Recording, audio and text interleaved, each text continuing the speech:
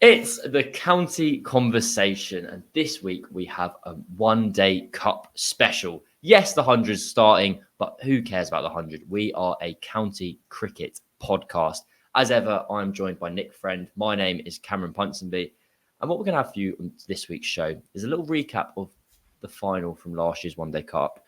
We're going to have an interview with the hero of that day and kind of the poster child of last year's competition, Harry Swindells, who scored a miraculous and match-winning 117 of 96 balls, before a little bit of a discussion about kind of where the competition sits in the ether now. What is it working? How should it change? Will it change? But to start with a recap of last year. Why have we got Harry Swindells on the show and in your ears so shortly? Well, he was responsible for the most remarkable of victories. He was responsible for Leicestershire's first trophy since 2011, their first List A trophy since 1985, and it was a final ball thriller. Leicestershire, who were batted first, were 19 for 4. They were then 89 for 6 when Harry Swindells, who earlier in the week had been looking for jobs outside of cricket, thinking that this was very likely to be his last ever professional match, came to the wicket. He saved the day with 117 not out of 96 deliveries to get Leicestershire up to 267 before they won by just a meagre total of 2 runs. First things first, Nick. This was Swindells' first ever List A 100. He had been told he was being released. He was literally in a coffee shop 4 days prior to this match with his dad discussing what his other career options were. Where on earth did this innings come from? It's hard to say, really, isn't it? Just like, I think from that bit within you that knows, you've written about this before, haven't you? Like I have indeed. The last your final test innings, like just that bit in you. I think people like. I think when I remember interviewing him a couple of days afterwards, and he said to me that he went into that day in a way that he hadn't done for most of his career, and just treated it as his last day as a professional cricketer, and wanted to enjoy it for what professional cricket is, rather than getting lost in the grind and the I guess sort of like the depths of a long season. This was a final in front of probably for Harry Swindells, probably the biggest crowd he ever played in front of at Trent Bridge for a county that hasn't won an awful lot in the last decade, with the chance to write your name to folklore, and also to as he said, to sort of go out on a high on this real strange day. He was kind of playing by accident. He was playing a lot of accidents. I mean, Peter Hanscom had gone home to prepare for the Australian domestic season. He'd have kept wicket normally. I remember being at Grace Road when Hanscom was serenaded after the semi-final with fans literally singing for him to stick around for the final in mid-September. Ben Cox had been signed up as on loan for the rest of that season, then on a permanent deal from the start of this season from Worcestershire. So there's another keeper coming in. Lewis Hill, the captain, is a fairly reluctant wicketkeeper, but he's a wicketkeeper. So then you've got this sort of like third, fourth choice in Swindells, who was even then was only playing because Matt Salisbury was injured, which meant that the balance of the team changed slightly, and they went for the extra batter. In his case, at number 8, it was, I don't know, maybe in a way, like when that much has to go right to start with to get you on the field, you almost begin from a position of thinking it's your day. But I remember writing at the time that what a lovely thing it was. Like, he played in the same England 19s team as Harry Brook, Will Jacks, and I remember that final took place amid the talk about England's World Cup squad. The debating whether Harry Brook would go, and it just sort of reminded you of the different ways that careers can go. And you've got Brook on the cusp of a World Cup. I mean, he had this brilliant summer. Will Jacks had nearly hit 6 sixes in a blast game that summer. His stock was clearly rising. He was about to go off the SA20 and all this stuff. And then you've got this lad who's basically at the cusp of the end of his career as a 25-year-old. So it was a really lovely day, dramatic day. They won by 2 runs. It's easy to forget that side of it. but yeah, like that knock is from so deep inside of someone to, when actually a lot of people under that pressure go the other way and can't function as they like. He somehow managed to turn that pressure into an opportunity to do what he did. And that day in whole is such a kind of massive part of it. A detail which I'd forgotten until I was rewatching the highlights before this was you can hear football chants around Trent Bridge as Leicestershire are batting, or as Leicestershire are bowling as well. And because Leicester had played against Southampton, it's basically a double header of Leicestershire versus Hampshire in the cricket, Leicester, Southampton in the football. They'd won, and so loads of football fans had come back on their way up. This is a Friday night game at St Mary's. Friday night game in St Mary's. They'd come back on the Saturday to watch the cricket. And as you'll hear Swindell say in a second, Liam Dawson, the Hampshire player, actually said it was the best atmosphere, one of the best atmospheres he'd ever played in. There were so many of the Leicestershire friends and family in attendance, and it all just kind of culminated in this perfect day. And to hear a little bit more about the perfect day, and also to kind of get the vibe of a man from a man who doesn't owe his career to this competition. That is incorrect. But as he says, like, had I got out for 10, we wouldn't be having these conversations. It changed his cricketing career. It's an interesting place to come from in the context of often the One Day Cup is looked upon as the kind of second team competition. That is the forgotten competition and the forgotten format. We're going to hear a bit from Harry Swindells about that, and then a bit about that day in particular. Here it is. Harry, thank you very much for joining us on the County Conversation. I think first things first, like, what are your memories of that day? You kind of went into it with it potentially being your last ever professional cricket match, and it turned out being your best day ever in professional cricket. Like, that's a fairy tale. No, it was an amazing day. All my friends, family were there. Yeah, very special. Something I've always dreamt of since I was 9 or 10, walking through the gates of Grace Road to win a trophy, and to be able to play a part during that game was very special. The fans were amazing, and yeah, what a day it was.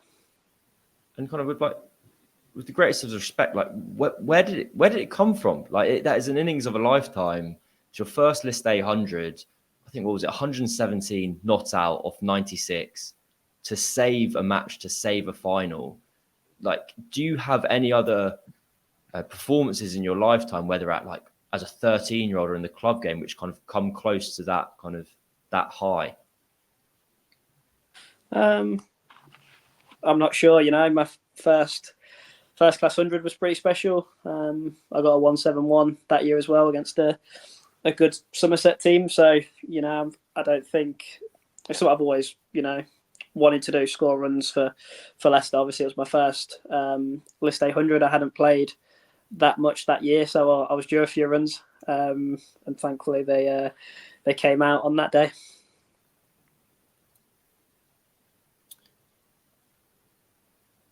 Cam, you waiting for me there?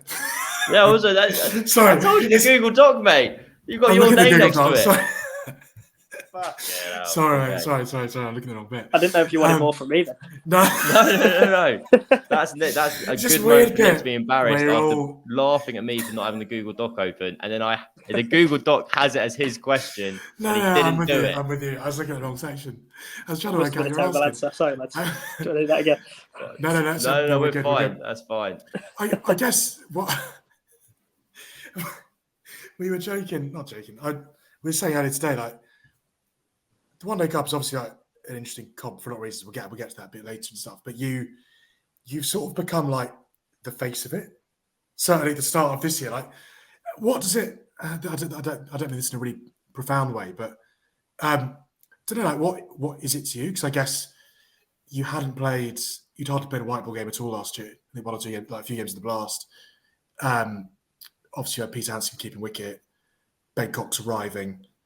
Hansen obviously come back this year. Like, I don't know. Like, you went into that final not necessarily being a huge part of that run to it, and then to have that moment. Like, what does that competition mean to you now when you look back at it? And remember when we spoke after the final, you talked about job hunting the week, and the call for Alfonso Thomas, and like without that game and that comp, things you could be in a very different spot now?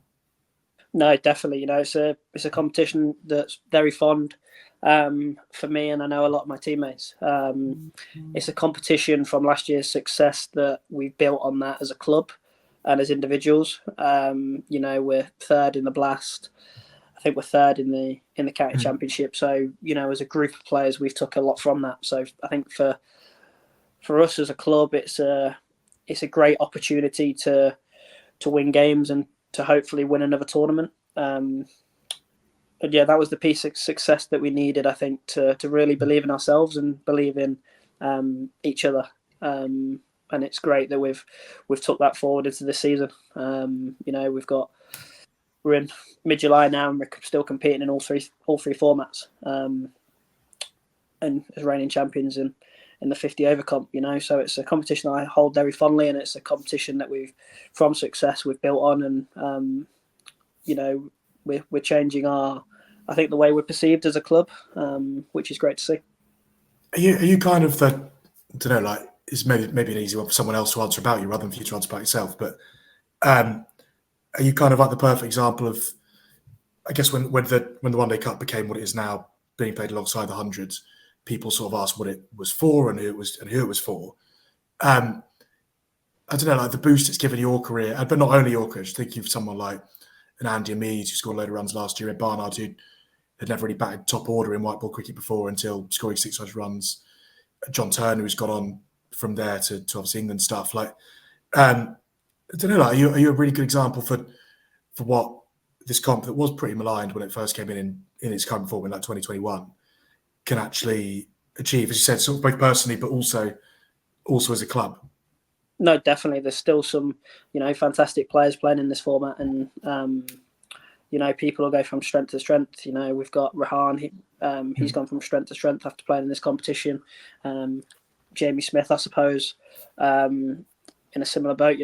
First team cricket as young players gives you the confidence, and then gives you the confidence to then go and compete in first class cricket in the Blast. So yeah, like I said, I'm very fond of it. I think there'll be a lot of successes come out of this competition. And yeah, it's a great time for guys to play in high pressure environments and try and win games for the county. I think that holds players in great stead. Even if I suppose the middle of the pack players then become the senior guys, it's a great way to improve leadership skills, play with more pressure on your shoulders, I suppose. Lewis Hill, he was captain of this competition, I think it was 2020. He gained experience from that, developed hugely as a player, and now he's the captain of the Red Bull side. And hopefully we can get promoted this year, So I think there's a lot of success that will come out of this tournament, and already has. You talked before about the boost given to you guys as a squad and the belief and stuff. Like, I remember speaking to Dale Benkenstein last year when he was Gloucester's head coach during their run, and I think it ended up being 2 test counties, as it were, 2 test ground counties in Warwickshire and Hampshire in one semi, and obviously you guys and Gloucester in the other one. Like, Dale spoke a lot, including after that semi that you guys chased 130 odds. He spoke about how he'd enjoyed it because it felt like a level playing field, because resource-wise, county by county, they'd lose fewer players than say Warwickshire or Hampshire. Don't know, like, as a club, did winning that give you the belief? You talked about the belief it's given you, but was it that bit that you are able to compete with the counties that over the years have become sort of like the haves and the have-nots, in sort of public perception? I think that was a big factor, not the be all and end all, but I think it was a big factor in, I suppose,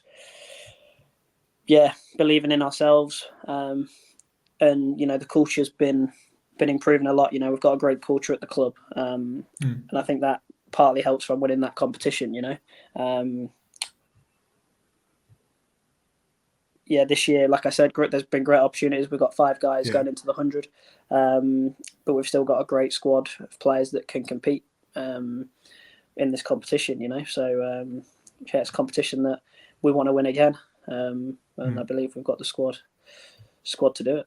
but it's definitely been a big factor, I think, in lads getting more confident in their own abilities. Would you trace that? Would you trace that to what you've been able to do in the other two comps this season? Definitely, yeah, definitely. That's, I think, half the battle of playing professional cricket is having that belief in yourself.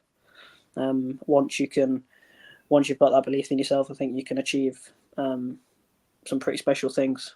And now that we've got that, I suppose we want more of that. We want more days in front of that great crowd. Liam Dawson said it was one of the best atmospheres ever played in. So, lads have got that taste quite early on in their careers, I suppose, and we want to have more days like that as individuals, the team, and the club. So yeah, I was there that day, and it was very, it was very football. I think it was, if I remember correctly, Leicester beat Southampton at St Mary's the night before, right? And they did. And it felt like an extension of that, really, didn't it? I mean, it was as boisterous as football-y a cricket crowd as I can remember it. Like it felt, I don't know, like the kind of atmosphere that would actually give you. It wasn't just like people in a crowd. It was pretty one-sided. It was very one-sided. Was it unique? Is it like that at Grace Road, like for a blast night, or was that quite an unusual crowd? Was that quite, sort of slightly hungover football fans on their way back from Southampton? I think we have got some great fans. Yeah, obviously Grace Road's quite a massive ground, so one side's very quiet, and then the Stench and Benno stand that it's now been named, I believe. That's where all the alcohol is and the singing is. Obviously, that was that final was a special day. There was a great turnout from Leicester fans. You a Leicester fan? I'm a diehard Leicester fan. Had a season ticket basically all my life. So my dad hates cricket. He's a massive football fan. So yeah, he's been taking me for a long time. So me, my dad, my little sister, and my little brother go. So that's pretty. So cool. if you'd not been, let's say you guys hadn't reached the final, would you have been at St Mary's? I think my brother went. I think my dad went as well, actually. So it was a huge chance. Then again, I've been there a few times. We've only won there, so it gets a bit boring, doesn't it? So maybe not. You're talking to QPR fans who are not used to winning the way anyway. Me and Sam actually said before the final that we were going to do the double, so we watched every minute, and I know a few of the Hampshire boys were watching it as well, trying. So yeah, it was a pretty cool Friday, Saturday. One more question about the overall theme of the One Day Cup. I do want to talk quite a bit about the day of that final. Obviously, it's worked. The One Day Cup has worked for Leicestershire. If you're saying there about how you guys have kicked on this year, players getting leadership experience like Lewis Hill, the kind of middle of the pack boys becoming the leaders, etc., and being the big game players. Do you guys feel like the competition works in its current form? Because obviously the kind of more holistic conversation about the competition is it's running alongside the 100. Can you have two competitions overlapping? In an ideal world, do you think, yes, you still want them in separate parts of this season, or actually this is a preferable way of the competition running? What's the kind of consensus in the dressing room? I know as a dressing room, we love the competition. It can become pretty hectic and chaotic at time. You can be in Durham and then the next day you can be in Hove. So obviously challenges, the travel can be a challenge. However, no, we love the competition. Obviously, there's a lot of motivation for individuals to get into the 100. But the guys that don't get selected absolutely love it. Like I said, you play against some good teams. You play at different grounds. You play at the out grounds, which is fantastic. Playing in front of people that might not necessarily go to your county ground. There was a game at Kidworth last year, which was fantastic. We've got a game there again this year, playing at Scarborough. And you have great fun playing at these out grounds. So in my opinion, there's plenty of positives in the 50 over competition. I love it. Like I said, it's very fun for me, and it's very fun for a lot of our players. So yeah. Can we go back over some of the moments of the day? As you said, you've walked out at 80 for 6. The game's kind of gone in the kind of general consensus of how the sport works. You're behind the game basically. You'd won the toss. I I was looking at early. My train was at 10 o'clock. I was looking for a 3 o'clock train. He had no faith, Harry. He had no faith in the Leicestershire board. It was like 18-6. It was. I don't know. Do you know what it was? It wasn't even the score. It was just like it felt like you guys. If I remember correctly, it felt like you'd almost been like rendered shotless by the start because you were 19 for 4, and it just feels like however many you get from 6 down, you've got to play out of your skin to get to 260 from. You've got to get 117 not off 96 balls, mate. That's what you got to do. No, but yeah, like, do you know what I mean? Like that. In that, there was a fairly like hopeless feel to it. You know, Hampshire picked Dawson. You know, won the toss, like, and the sort of the whole. You know, it's like Hampshire at finals day every year in the blast. Like, are they now to do this? They've rocked up. They've done their thing. And like the fairy tale story of of Leicester winning it is like, oh, well, that's gone. And yeah, I don't know. And then like 2 hours later, or however long it was, you're like, well. Yeah, one thing I could say in our dressing room, there's so much belief in each other. I think that sort of epitomised it 3 days before at Hove.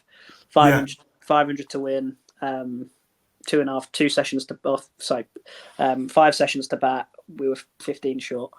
You know, and Adcat put on an unbelievable display. I think he got 6 for 90, which, you know, just amazing bowling. So yeah, I think we took a lot from that as well, even in defeat. That never say die attitude and keep fighting the whole way. So yeah, being out there with Sam Evans was amazing. He kept me calm. I've played with Sam since I was 8 years old, so he knew exactly what buttons to press. I remember slog sweeping my second ball, which was remarkable. And yeah, me and Akers actually had a laugh about it after the game. Just like, what were you doing? But I suppose that was the mindset I went in with, just trying to have fun, enjoy it, counter punch, I suppose. And yeah, that's how I want to play my cricket for the rest of my career. Try and, you know, be the little boy in the playground. That's when I feel like I play my best, and that's when I have the most fun. Which, so yeah, a few moments that I suppose the game is. It's fine margins, you know. I remember looping one over Dawson's head when I was on about 7. So if he was a couple of inches taller or that ball was, you know, half a yard lower, I'm out and we're not having this conversation and we may not have won. So it's made me quite philosophical about the game, I suppose, and quite philosophical about life, that small moments, big things can happen in small moments, I suppose. So yeah, that was pretty cool. Yeah, how's it changed you, like the way that you, like approach the game?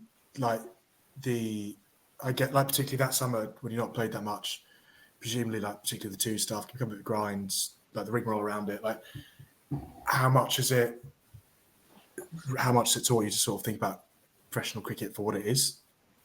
No, it's definitely changed me. You know, I lobbed one over Dawson's head when I was on about 7. So, you know, that was such fine margins. If that ball's half a yard lower, or he's half a yard taller, you know, I'm out and we're not having this conversation. And, you know, we may not have won that final. So, you know, them small moments can have big impacts, I suppose. And yeah, that philosophical nature, I try not to get too high, too low anymore. I suppose when you want something so bad, it's very easy to get low when things aren't going well.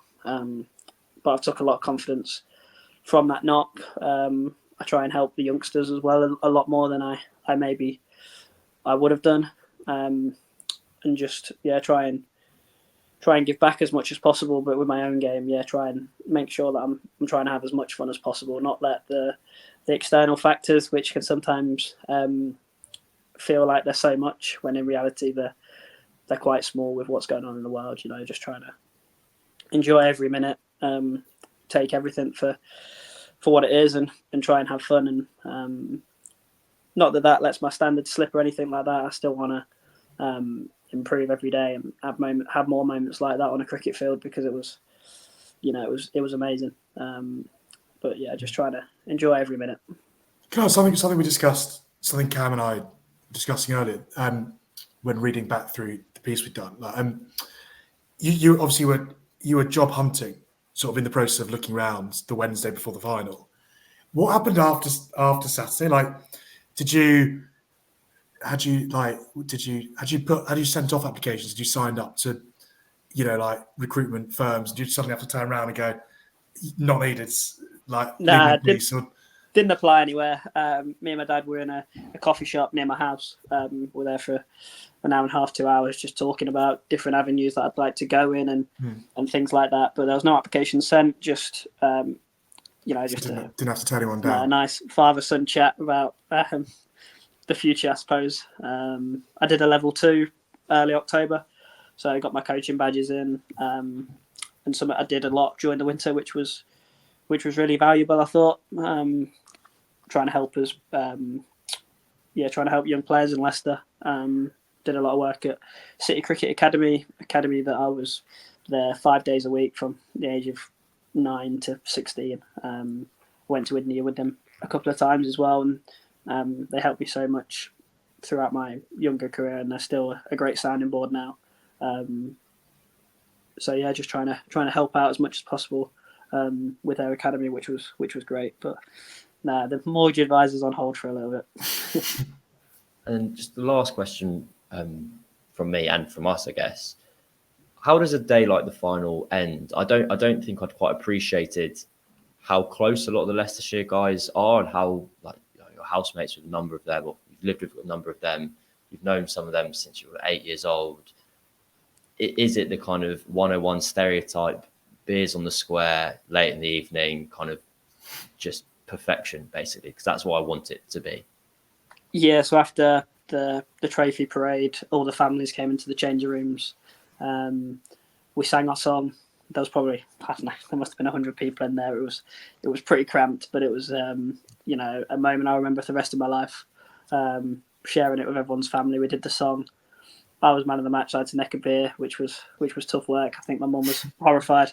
So yeah, and yeah, there was loads of beers in the fridge that were just kept.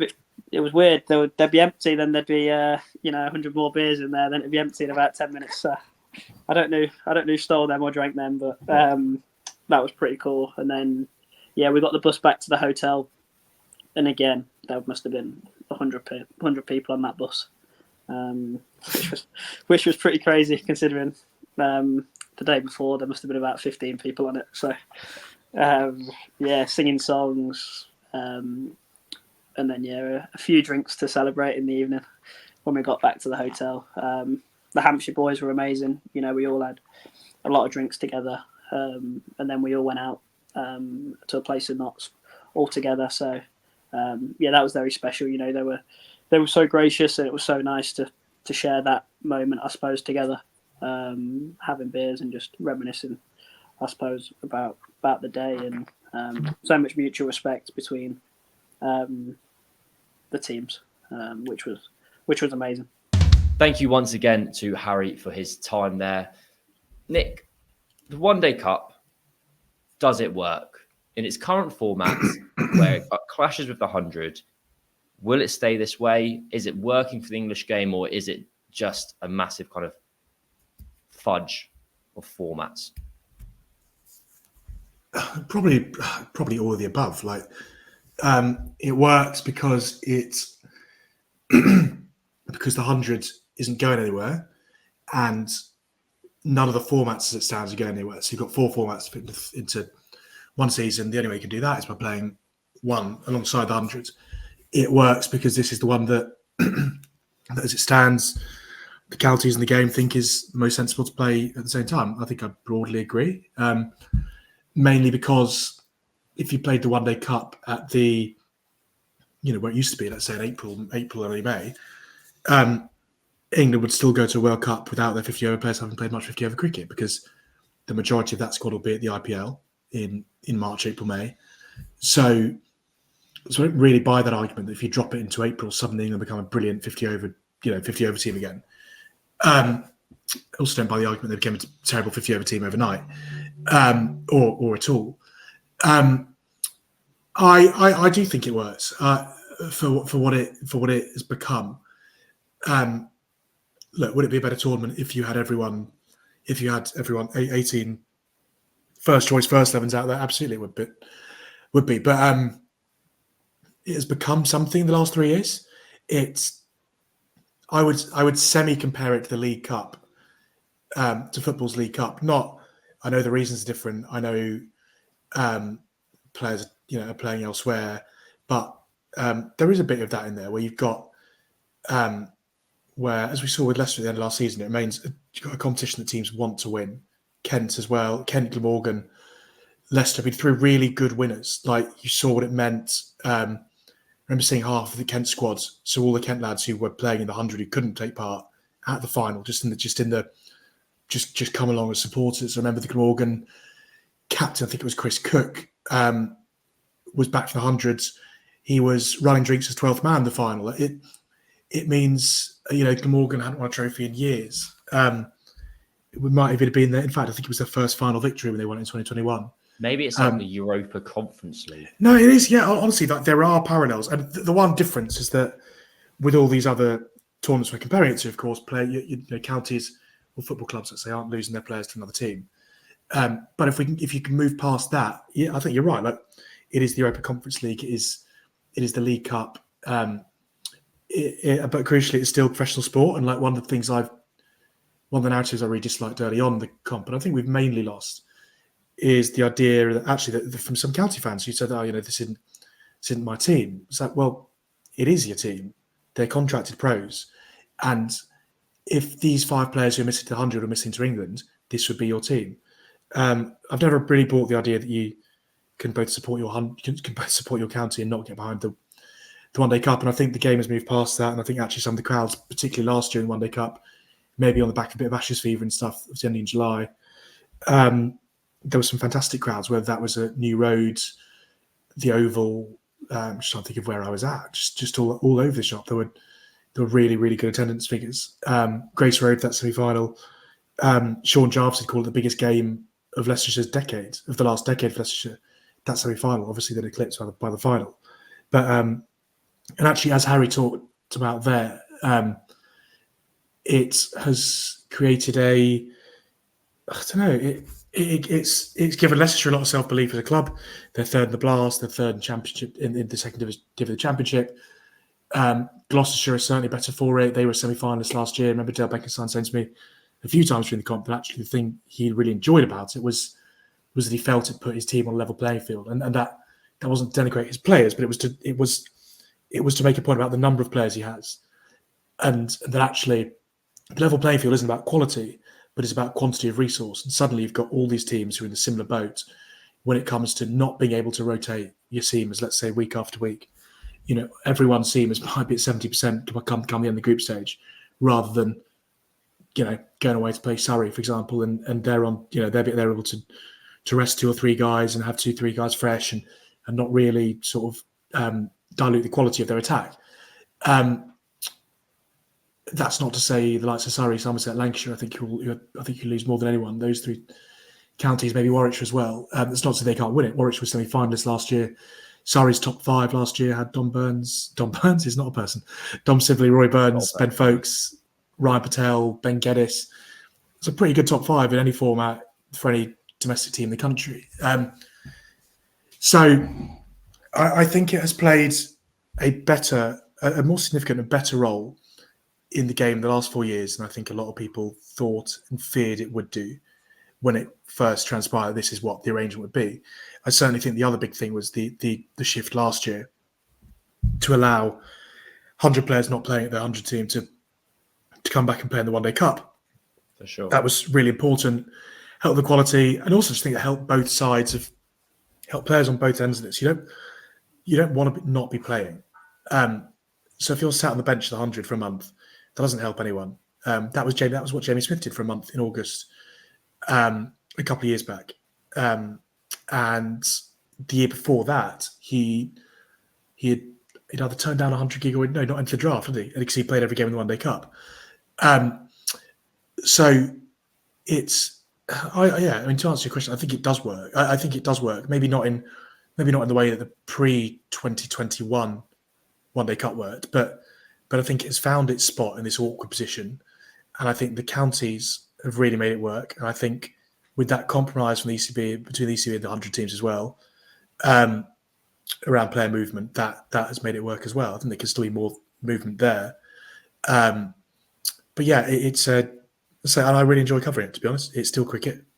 Sure, you're missing a few of the best players, but I remember watching John Turner at Hampshire a couple of years ago as this pretty unknown South African-born seamer, running in, bowling in the One Day Cup, taking no wickets, and 2 years later, he's he's on an England contract. Josh Hull was the same last year in the final. That would have been the first time on TV that a lot of people have seen him, and he was tipped at the start of this summer by Rob Key to be an England prospect of the future. So, it works for reasons, and the game has changed, and it might not be the reasons that it worked for pre-2019, let's say. But I think it has worked. So, taking all that in, the idea that, in your opinion, it has been a success, maybe a qualified success rather than unqualified success. Does that? I remember you saying the idea is that 2026 is the next potential major change to the schedule. Does it maintain its current shape? Is there a world where the minor counties get involved? Is there a world that Scotland and Netherlands and Ireland get to play? Or how does the tournament develop? Or is this the kind of setup, the structure for years to come? It's hard to predict the schedule because everything depends on essentially where they get to the 100 and what the 100 is going to look like, when it's going to be, where it's going to be, how big it's going to be, how long it's going to be. Nothing else, everything else will be determined on the back of the shape, or on the back of its shape for 2026. It won't be sorted out in time for 2025, so the 25 schedule will look broadly like this year's schedule. I think there's a little bit more appetite for the championships to be played alongside the 100s. List that Surrey team there. Really? I said a little bit, not much more. I think there's a. I can't say I've heard any. It wouldn't. I've heard a little bit. I mean, but then again, it might be from players for whom that it would suit. So, but I wouldn't be amazingly surprised if there's some kind of red ball cricket played over the top of the 100 at some point. And it's interesting what they do in the future. But I would love to see a kind of unicorns 2.0. They've been the NCCA. They've called themselves the Challengers this year when they played the sort of the best of the national counties. For those who might not know, can you explain what the unicorns is? Well, the unicorns was essentially a team made up of some of the best of the players outside the county circuit, right? As it was. We're going back about a decade here. Names like was it Wes Durston, Josh Knappett, Keith Parsons. I'm going to run out of names here. You've got three more than me. Three more than you got. And it worked. It got some people back into the game, and it gave. I don't know. It reminds us of the game that there is a level below that isn't that far below, and there are people stuck on the outside because there aren't enough contracts to go around, and all that kind of thing. At the start of this season, there were 6 games played between the best of the national counties, like best of the national counties 11 and county sides, pre-blast warm-up kind of thing. And before the One Day Cup, every county plays a showcase game against essentially their local national county, as it were, or one of their local national counties. And I don't think it's beyond the realm of possibility at all that we see I think it's likelier that we see a national counties 11 rather than a bunch of national counties re-entering some kind of NatWest Trophy kind of thing. Is that the right one? The one, a knockout competition, essentially. Going back before both of our times here. Pre-2005. Didn't happen. So pre-play cricket era doesn't exist. So I think I can see if you bring in national counties 11, then you've got 19 teams. So if you've got 19 teams, you probably want 20 teams or 21 teams, which would open the door to Scotland and the Netherlands, give you 21 teams, 3 groups of 7. That then gives you, I don't know, the top 3 from the 3 leagues go. Everyone plays each other. Top 3 go through. Best 2, second place, quarterfinals, semi-finals, etc. Likewise, if you brought if you brought 2 teams in to take up to 20 counties, 4 groups of 5, much easier. You play each other twice or once, whatever you do. Then you have quarters and semis, etc. I'd be very wary of a knockout competition. If you count, because we're talking about lack of cricket here, and sorry, not talking about lack of cricket. We're talking about how to, I guess, appease people through the 100. You don't want to lose your first round tie and have no cricket for 29 days. Absolutely. So it's not easy. I don't love the knockout. I think if you can have a knockout, you'd have to have it alongside whatever competition this might end up being. And even that knockout could even be a T20 comp. There's, I know we don't want to add more. So I'm not trying to add more cricket to the schedule. Say fifth format, fifth comp in the year. Fifth comp. Let's do it. What world? No, look, there's a lot on the table. I don't think I'd be surprised if this competition looks as it does now in 5 years, for various reasons. You know, we spent the whole winter learning that the whole format was dying, didn't we? While England were losing the World Cup. So, but there are World Cups scheduled until I think it's 2031, the earliest. So, there will be 50 over cricket played. And I really enjoy it. I know a lot of people have said it's like the one they get on board least with. I really like a day of 50 over cricket. Whoever's playing it, you get to see everyone do their skills. I remember going to a test match with a friend. I think it was England-India a few years ago. I said, I want to watch Kohli bat. I basically went through India's top order. I want to watch all of them bat, but then I also want to see Jasprit Bumrah bowl like a 6-over spell at the end of the day.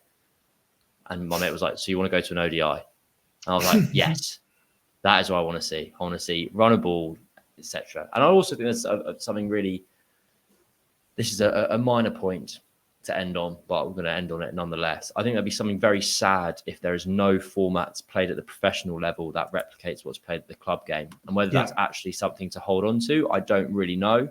But I think as soon as you lose 50 over cricket at the professional game, you then start to edge towards maybe club cricket going down to kind of 40 and 20 overs increasingly. And maybe that's an old man opinion I'm having ahead of my time, but who knows? Anyway, no, I'm with you. 20 over club cricket would really disappoint me.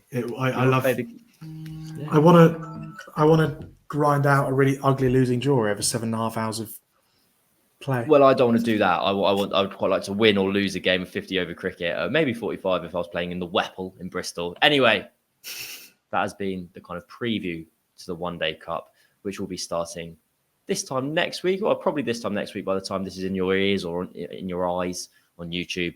Nobody covers county cricket like The Cricketer. You can get access to all of our coverage for all 18 counties for as little as £3.99 a month.